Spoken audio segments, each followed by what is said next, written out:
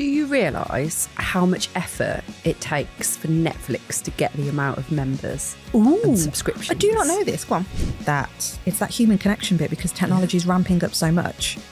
Or maybe just bring a bit of a community element in, which is a really nice way of building loyalty and a community and a place where people just want to hang out for longer.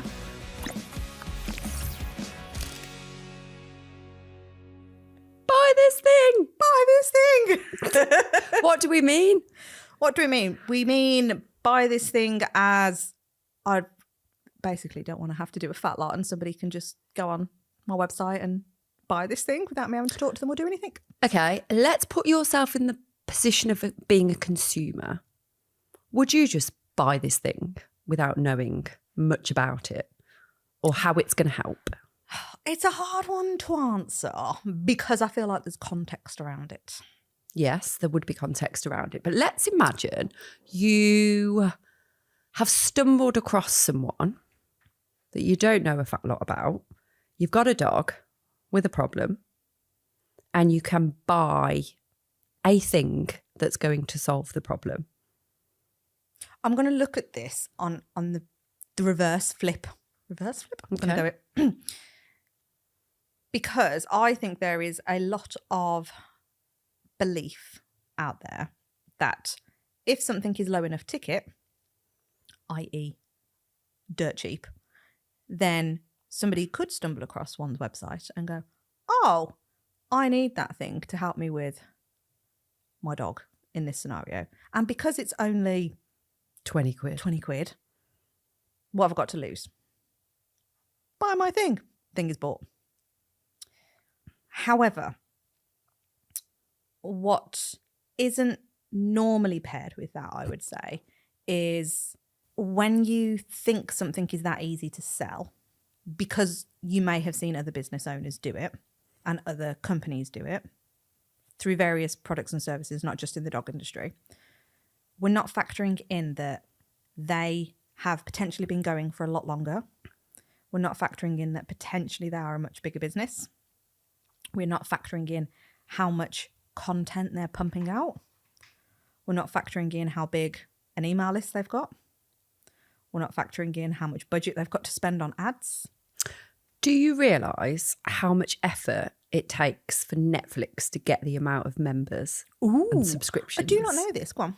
I imagine a lot, but I don't know the exact stats, but all I know is that they have to do a fuck ton of work to get the people in.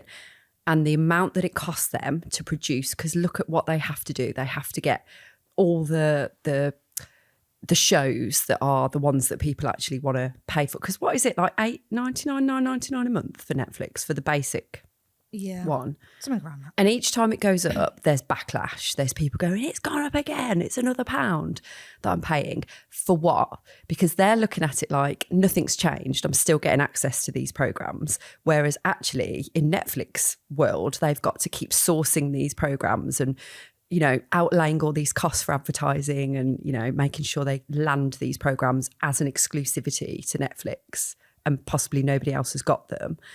And it's a lot of work to do. Now, Netflix is a really established brand. It's one that I don't think people have, like, not many people have ever heard of, never heard of even. And they need so many people to make that a viable business. And they're going to have a high churn rate like most memberships have. You're going to get people come in, come out. People are going to stay for long periods of time, but then you're going to get people who don't. And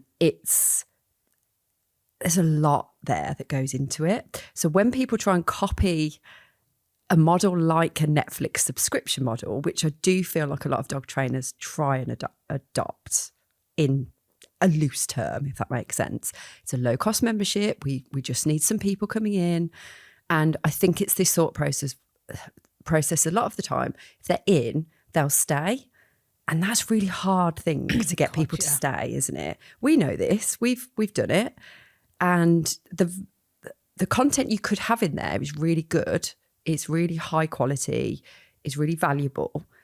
But if those people don't feel like it is valuable, like that's your opinion of it, but if they don't feel like it's valuable or they don't know how to navigate around it, for example, or maybe there's too much information and they don't know where to start, it's a really hard thing to get right. It's a really difficult thing to get right, because even just touching on that last point that you said, it's our mindset when you're running a membership that the more you put in there, the more valuable it is. However, in some cases, it could be too much. So people are then leaving because they can't physically keep on top of all the information that's going in there. It's like, oh God, I haven't even got round to doing that thing yet. And now there's another new thing. And now I'm behind and now I can't catch up. So I'm just going to bow out. Yeah. And I suppose it depends on how you're running the membership. But essentially, yeah, that online space, it's so difficult to retain people. But look at the ad spend that Netflix are going to have. They're everywhere. Yep. Billboards everywhere, TV, adverts, they're everywhere. Are you going to put that kind of budget in if you're growing a membership? I'm guessing not. And actually, I think this, again, kind of comes down to what we talk about a lot. It's like, have that one core service.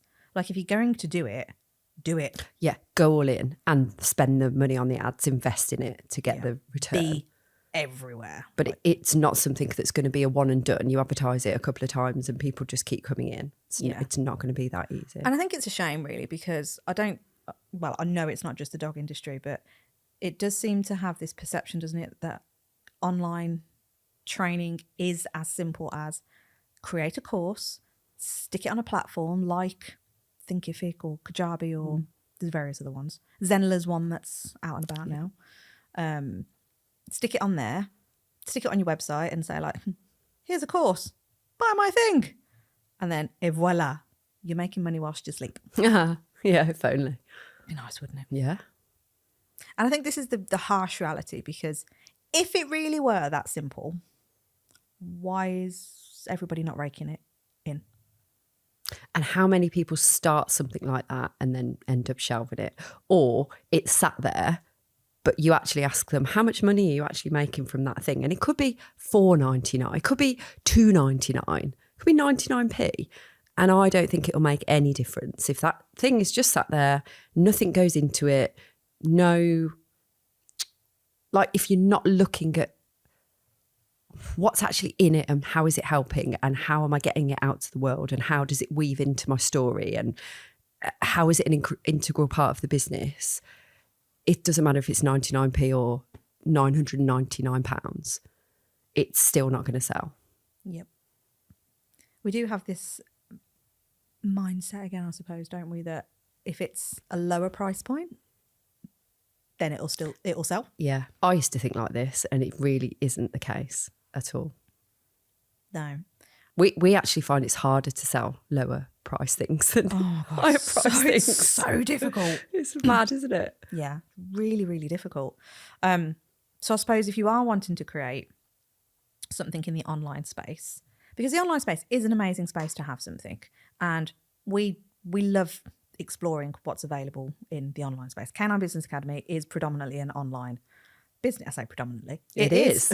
Yeah. They're bar the conference. Oh, yeah. At Earl event. But no, the CBA is purely online. The dog training business was not. The dog training business was very much a local, in-person, rocking and rolling business. There were elements of online during COVID, as I think most of us ended up going that way anyway. There was an online element to the programme actually, because we used to have Zoom check-ins. Oh, yes. I forget this. Yeah. But there's different ways of creating an online thing for somebody to buy if you are a dog trainer. One of which is, I know quite a few dog trainers actually who are doing really well in the online space just by switching their sessions to Zoom calls instead. So they're not going out and seeing the dog. They are doing what you would do in real life, just virtually. Yep. People struggle with this though, I think. People do struggle with it. And I get it from both sides. But I also think now people are so busy. we're busy, which is why we want to enter the online space a lot of the time, isn't it? Because we're like, how can we do things more efficiently? How can we, it might be that thought process of let's stick a membership on and hope it sells overnight when we're in bed. But it actually just could be like, how can we utilize this space better when we're busy? That's great for you, but also it's great for the people because they might not have the time, headspace, all those things. It might just work better for them being on Zoom. And it might be that they're sneaking it in work and they can just hop on a Zoom really quickly. But actually, it would be harder if they were going out with you in person, for example. So there are definitely benefits to doing it on Zoom. But I also get the kind of pushback around it as well, because you haven't physically seen the dog and you haven't seen the dynamic possibly. But I guess it's the way you set it up, isn't it? Because you could actually, I think you could absolutely get a feel for those things if you structured it well online as well. Yeah. I did a period of just only doing online consults with people. It was during COVID. But people were still buying my programs. I just switched it to online. And you can do a hybrid version as well. So you could do a mixture. So if you, again, wanted to save on time and mileage and all that kind of stuff, some of these things, you're just going over the same things, aren't you? It's more accountability. It's more checking in. It's that kind of stuff a lot of the time. So I think those kind of sessions, definitely, even if you're that sort of person that goes, oh, I do still want to see the dog, you could do maybe a hybrid version as well. So there are lots of options with it. Yeah. And I think this is where it comes down to, like, what are you wanting to achieve within your business? What's your purpose bit? Because as with any model, you can go wherever you want to go with it. If you wanted to create a course, but think about what we refer to as these phases of business. If you're in that startup phase, so that 0 to 100K in revenue bit, doing a course for a group of people is not impossible, but it's challenging. And I would say there is definitely delayed gratification on that, because if you haven't got an audience to sell to, then you're going to struggle to sell a group cohort into an online program. You're also going to run into the challenge of, if it is just a shelved product, so to speak, i.e. you've self-paced. Yeah, like you've created the course and you've stuck it on a website, go buy it. What are you putting into your marketing and your messaging to drive people there? Are we talking about outcomes of that course? Like, what is somebody going to get from doing that course with you, rather than this is what you're going to get? It's 10 hours of video training and you're going to learn how to loose lead your dog and recall them, and there's loads of different exercises and there's some workbooks in there and there's this and there's that. Why would somebody want to buy that? How does it benefit you? So we love the online space, but it's a completely different skill set. Yeah. And actually, if you flip it round to go, if you've got individual people you're working with and you put them together as a group and offer some group elements to that, however that is in real life or whether that's on Zoom, you can do it that way so that they're still getting their individual attention, which works better for a phase one business. And you can get them reaching their individual goals, but you can start bringing people together as a community in some aspects. So it's a really nice way to maybe start to grow a group program, or maybe just bring a bit of a community element in, which is a really nice way of building loyalty and a community and a place where people just want to hang out for longer. So there's that kind of way of flipping it, where traditionally in the dog training space, we put people together in a group and then we go, oh, they need a bit more help now. Let's give them one-to-one after the group. When actually, when you do it the other way around, or it is part of the program, it's an integral part of the program, they're getting the best of both worlds for it. But relying solely on that group element in that stage of business is a really tricky thing to do, which is why a lot of us really struggle to fill spots or to actually get brilliant outcomes for people. Yeah. So when I'm just going to try and take it back to when we were just saying how you need that audience size to be able to really sell in an online, because if you think about it, the online space is so noisy, isn't it? Yeah. Like we say, the training market's saturated when you're in an in-person situation. If you've got a few dog trainers in your area, you imagine taking that online. You're no longer competing with other dog trainers for attention. You're competing with the entire advertising system. Yeah. You've got reels to contend with, which grab people's attention, various adverts for various different products in various different industries. It's not even just about dog training anymore when you enter that online space. So much noise.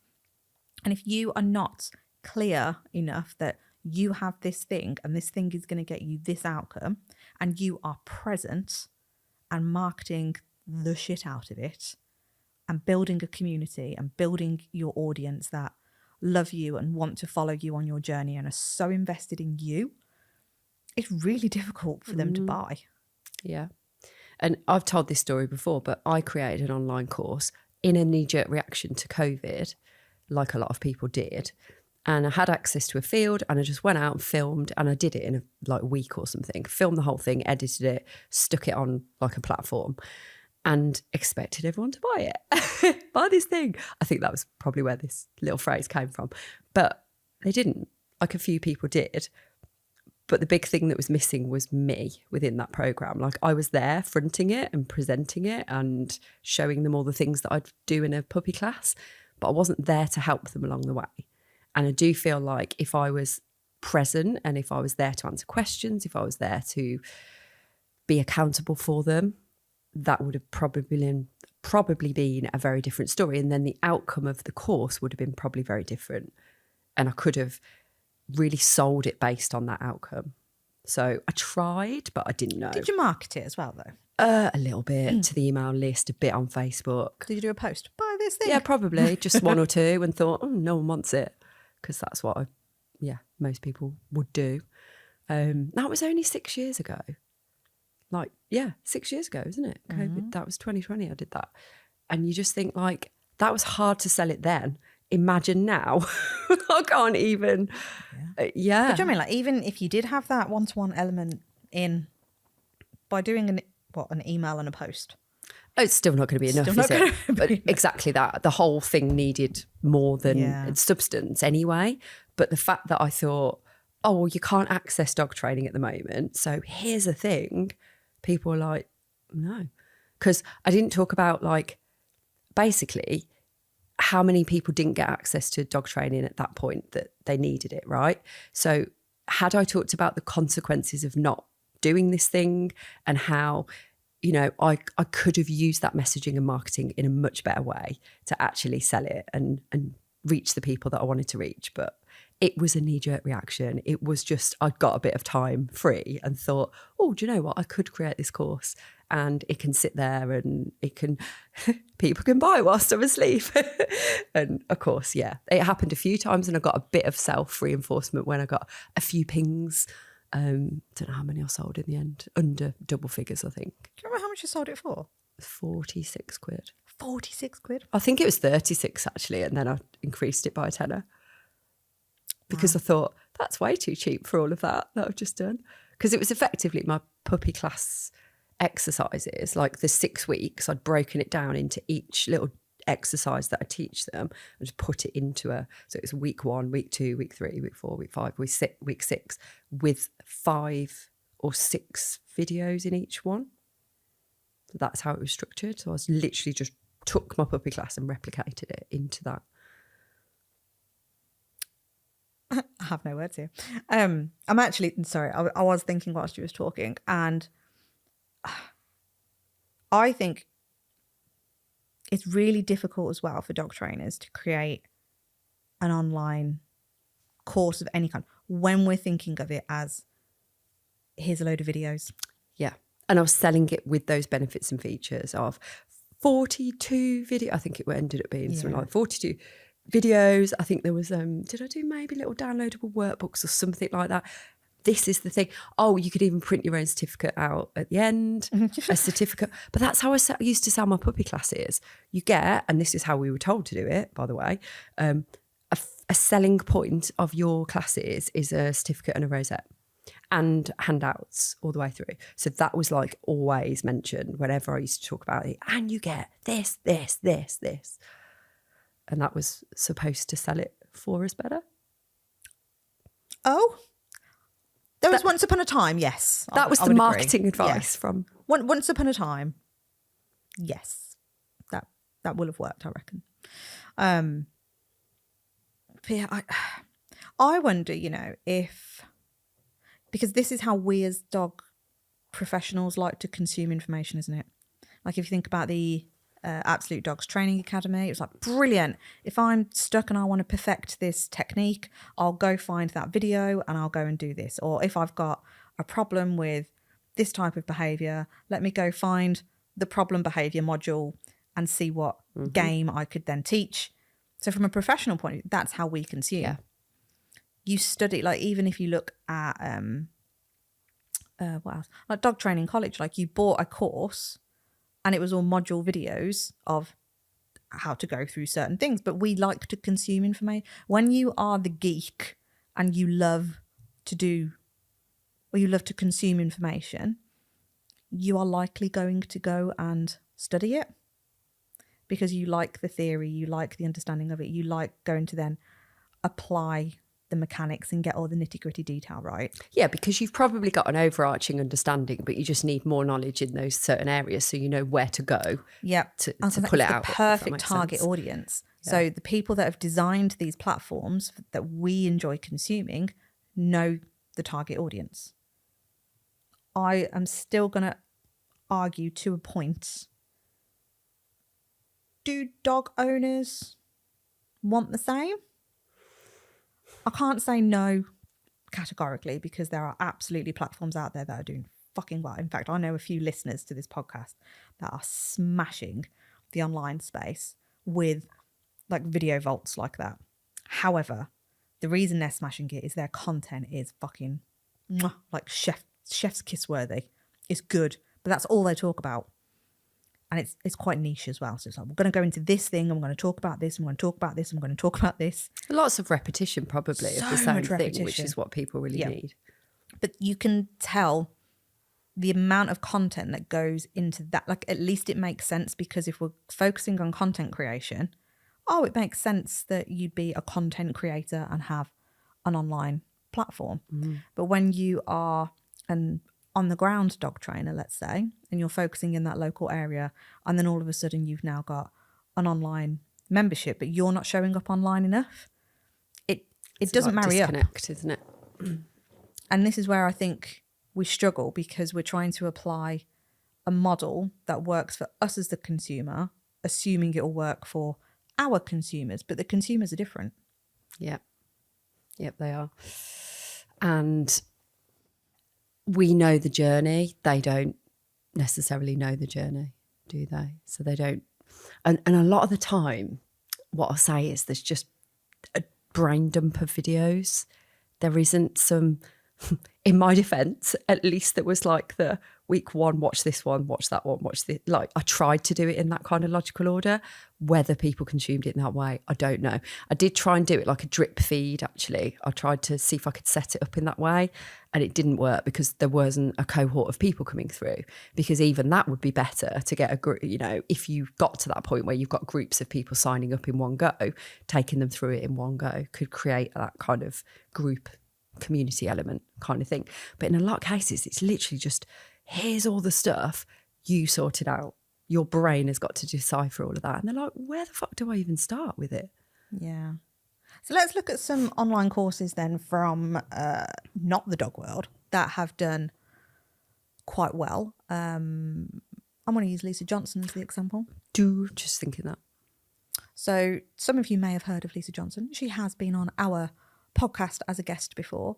She, I can't say used to be known.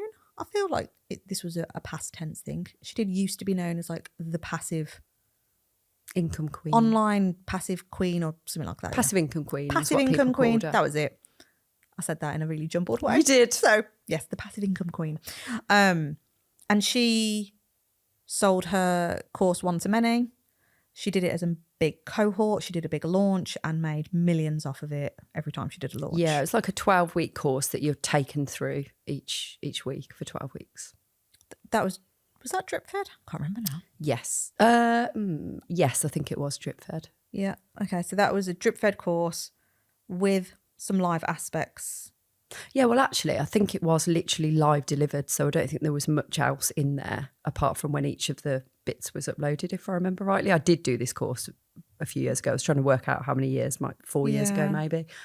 But I think recently she then stopped doing the live delivery and just did the course. She did it as an evergreen. Yeah. So you literally just consume it on your own. Yeah. And now she's just added live delivery back in. And she's also added one-to-one. One-to-one She's added a fuck ton of accountability one-to-one. In fact, I think the course is still 12 weeks live delivered, but with like a year of one-to-one or 6 months of one-to-one. So more one-to-one than the actual course delivery, which is unheard of. You don't really get that. Yeah. Because she's realised that that's what people actually need to succeed. Yeah. And this is the marketplace shifting for everybody. That it's that human connection bit, because technology is ramping up so much. We're craving human connection and we're craving knowing what to do because the tech's overwhelming everybody. But she is a really good example, because if you go back and study her, like a case study, imagine she's a dog, gone back and gone like, do a little case study. How have you started and where are you now? She's done it. She's built a massive following. She'd even teach this in the course as well. So some of you may have even done the one-to-many course, but she will teach you how to create a community. And even that's put on a timeline of minimum 6 months to build your community. Yeah. Because if you're starting from nothing or starting from very little, you're going to really struggle to sell to people that aren't there. Yeah. And even again, like the 99p to £999 example, if they don't trust you and they don't believe in what it is you do, they're not going to buy it at 99p. So you've got a big job there to nurture that audience and get them to the point where they're happy to part with even a quid. Yeah. And that 6 month timeline is a very loose minimum. Absolute minimum. Guideline. I'd say that's more like a year. I'd say minimum. It's more like a year now. And it's forever. Yeah. It's not a long-term commitment. Yeah, it's not a case of like build it once and then it's done, because you've got to keep going at it. You've got to keep selling. Yeah, so I think the overarching thing with all of this is that it's not a one and done thing. It's not something you can just create once, put the time into that, and then just sit back and lie on a beach and wait for that money to roll in. It's a job in itself, isn't it? It's an all-in, like you said, you could go all in on doing a membership, doing it really well, but it's the full-time job to make that work as well as it possibly can. Yeah. It's the equivalent of an in-person business, just online. You've got to, whatever you put into it, you're going to get out. But I think we've got to really try and work hard at getting out of this mentality that if you have a £7 downloadable course, a series of videos or whatever it is, that people are going to buy it. And also you've got to look at the source of it as well, because 9 times out of 10 it comes from people who are spreading themselves really thinly across lots of services, putting them at really low fees, and they're too busy to be able to make any more money in any other way. So they think that that is the thing that they need to do to get that cash rolling in. Yeah. Aside from everything Actually, else. That's a good point. It's like, what's the reason behind you wanting to have it? Because that will determine how much effort you put into it as well. Yeah, because ultimately, if you don't have any time to do it, anything else, how are you actually going to make that thing work anyway? Yeah. And ultimately, if your purpose is to, I don't know, like help people for free, for example, because maybe you are in a situation where your business is rocking and rolling and you're earning enough cash and it'd be nice to have something on the side. Well, if your purpose is actually, it's nice to have something on the side and you just want to stick a monetary value on it, do you know what? If you make £100 a year, crack on if you're happy with that. If you want to do it to give more for free, well, your audience are going on YouTube and they're getting that stuff for free anyway. Going onto Instagram and getting that stuff for free. TikTok, they're getting it for free. So why would they then pay £7, 20 quid, whatever it is? It's going to be low, isn't it? Yes. Why would they buy that when all of that is there for free? And I understand that the mentality could include, but it's so that they don't have to go and search everywhere. But if you're not marketing it, and if you're not telling them, and if you're not showing up and showing them how your thing helps them, they're not going to put 2 and 2 together like that. They're not going to think, oh, Vic, you've done me a massive favour because now I don't have to trawl through TikTok and Instagram and YouTube and find out all this stuff by myself because you have so wonderfully put together this video library access for me that I can go and get anything I need from you in there, all for £7 a month. Or even a one-off £7. Yeah, but the other thing as well, which this episode isn't about, is that it comes back to that personal brand and the story behind you and why you do what you do. Because ultimately, that is the reason people are really going to buy from you. And this is probably why people get so invested with TikTok and YouTube channels, because they're probably telling the story in there for nothing. And so this is where we've got that detachment a lot of the time, or this disconnect to go like, the information's brilliant. You can't dispute that. But is there more substance behind that? Like, this is the bit that's often missing. So it's the story. We know how important storytelling is, and we bang on about personal brand a lot, and for a good reason, because you are literally going to get left behind if you don't start bringing that into your business. So even if you wove a bit of you into it, it's going to be better than just having a bank of videos that's doing not a lot else. And also the journey you're going to take somebody through, because there should be a logical process really to get somebody a starting point. They should come in knowing where they should start, what they're going to go through, and how it's going to finish if there's an end point of it as well. There's so many things to consider to get it right and to get it really successful. Yeah. But I'll say, if you take anything away from this episode today, is you've got to start finding your people. Yeah. You've got to build a community if you want to enter the online space. I'm trying to think now, I've said that out loud, on how high of importance it is if you're in an URL business. What, a community? Yeah, it's important. It depends what aspect but of I don't you're feel trying like to it's create. as necessary as the online one. Yeah, I think it's a way that keeps clients for longer if you build that community well. Yeah, so there's a maintenance element from an URL business. But so if you are genuinely wanting to be in the online space, you've got to have that audience. Without that audience, you've got nobody to sell to. Yeah, you might as well just waste all your time and money with it. And if you are really only going to post a handful of times, like, we're not ones for saying that you have to be here, there and everywhere, but if you are in the online space, you've got to have a strategy around where are your people, where are they hanging out, what is your plan to attract their attention, nurture them so that you are visible in a very noisy marketplace, because like we've already said, you are contending with reels and ads and people's, you've got your friends and stuff on there and all of their shit and all their pop-ups and what have you, and kid pictures and dog pictures and people's dinners and drinks and bars and all that stuff. You're slotting in amongst all of that. You got to stand out in a way that works for you, in a way that aligns with your brand. Yep. So go forth and conquer the online space. It's fun. It is fun. It's hard, but it's fun. Talking of the online space, if you want to join our free webinar, click the link in the show notes or go to kenobusinessacademy.com and sign up. It's free, 90 minutes. Might change your life. Might. Will change your life.